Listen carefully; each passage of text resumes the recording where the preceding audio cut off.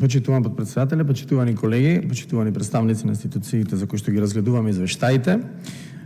Не би сакал многу да должам.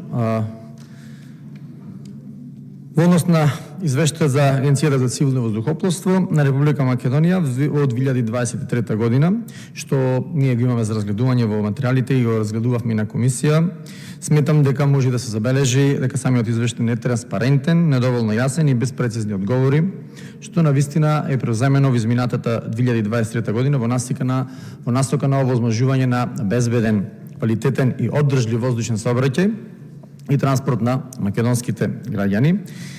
Ова е една од најчувствителните области, односно воздухопловството и авиосообраќајот, и ни оддалеку не заслужува ваков третман, несериозен и непрофесионален извештај. Фактот доволно зборува, на основа факт доволно зборува како се насувала минатата власт во сите области, па така и во оваа сфера, каде што најважен е професионализмот.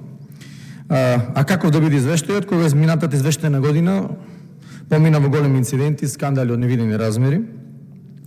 Не може така да се премине преку скандалозниот конкурс, каде што имаше класичен обид за саботажа и непрофесионализам, но за среќа, вистинските професионалци застанаа силно обединети, заедно со професионализмот и вистинските одлуки.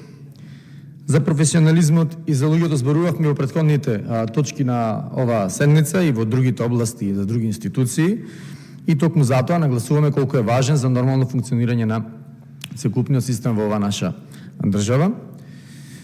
Но за тој непрофесионализам во македонската навигација или институции кои што се под надзор и контрола на Агенцијата за цивилно воздухопловство, застана силно акцијата на синдикатот, кој што денес од оваа говорница силно го поздравувам, затоа што во изминативе 7 години тоа значеше вистинско обединување и победа на професионализмот во државата, односно во таа институција, и надминување на сите, пред се национални поделби, етнички поделби, но и партиски поделби, во име, повторно ќе кажам, на професионализмот. Во врска со првиот скандал следуваше и вториот скандал, кој не беше така одамна, исто така и е поврзан со него, и се уште се сеќаваат граѓаните на упадот во контролната кула за летање. И што да се зборува на таа тема, упад во контролната кула е навистина непотребни, од повеќе станува инцидент со можност да предизвика и да биде о меѓународни размери.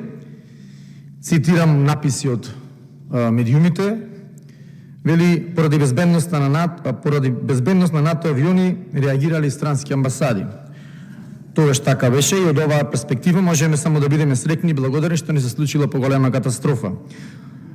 Во самиот извештај, кажав и на самата комисија, ништо не е споменато околу јавните набавки на обезбедувањето и тој дел за безбедноста на самата контролна кула.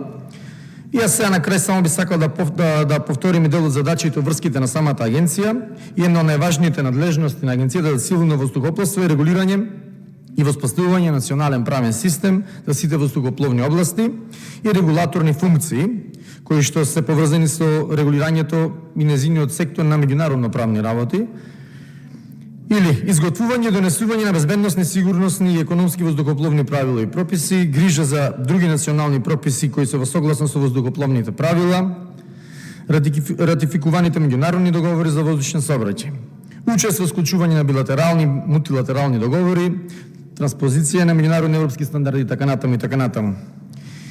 Би завршил со тоа, иако во јануари оваа година изготвен некој прелиминарен извештај за вонредниот инспекцијски надзор за безбедноста во нашиот воздушен сообраќај, односно во македонска навигација или МНАВ, и иако според првиот човек на Агенцијата за цивилно воздухопловство Тунтев, кој за медиумите ќе изјави, цитирам, не се почитувани процедурите за обезбедување во МНАВ, не е почитувана програмата за обезбедување, не се почитувани одредбите од Националната програма за обезбедување на воздушниот сообраќај и одредби од Законот за воздухопловство. Завршен цитат.